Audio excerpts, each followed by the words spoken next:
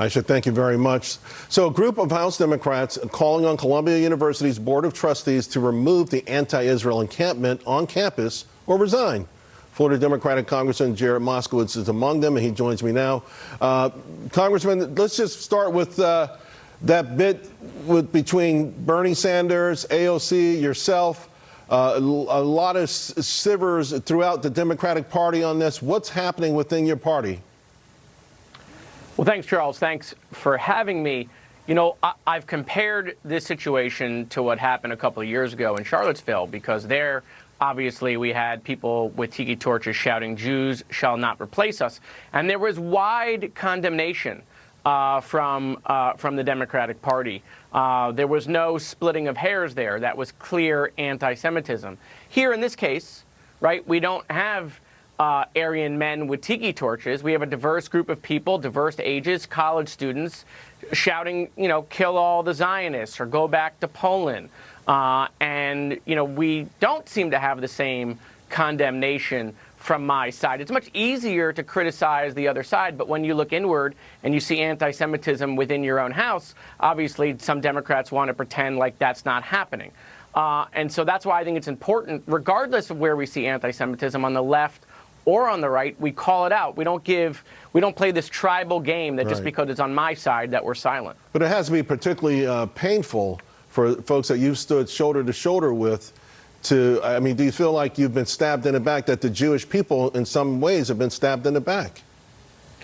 Well, Charles, let's not pretend like some of this is surprising. I mean, we've seen, unfortunately, some of the anti-Israel sentiment building way before October 7th. This is not new. These students that are chanting for divestment, this is some new idea. They tried this over a decade ago with the BDS movement. So a decade before their criticism of Netanyahu, they try to get universities to divest from Israel. Right. So they're regurgitating their greatest hits, which is that they're against the state of Israel. They want the destruction of the state of Israel. They want to go back to 1948, which is why you hear them chanting that. And that's why I've signed this letter, which is, you know, now's the time for these universities. I believe in free speech. I believe in the right to protest.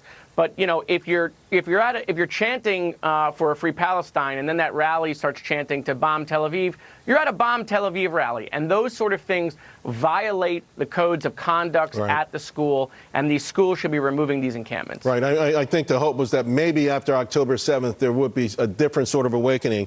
On April 22nd, you tweeted about being with your family. You should have been with your family in Passover. Instead, you were at Columbia University standing with Jewish students. And you said to the Columbia president, "Do not make the same choice as the presidents of UPenn and Harvard. Protect your students." What would you like to hear in 9 minutes from the president of Columbia now?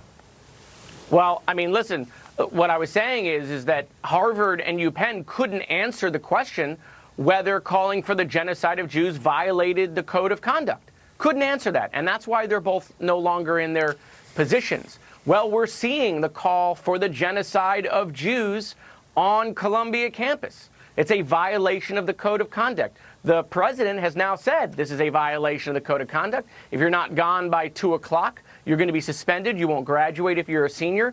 I hope that they're going to enforce this. You can't set a red line like Columbia did a couple of days ago and then did not enforce it. Now's the time for enforcement. So I hope that's what we're going to hear.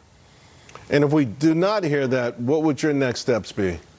Well, look, in this case, right, if there are people, whether on the board or the president, that are setting these terms, setting these red lines, explaining that these are violations of the code of conduct, and the students then say, "Too bad, so sad, we're not going to listen," right? If the administration just lets the students walk all over their code of conduct handbook, then at that time, the president and the board needs to have these students removed, or the president and the board should resign.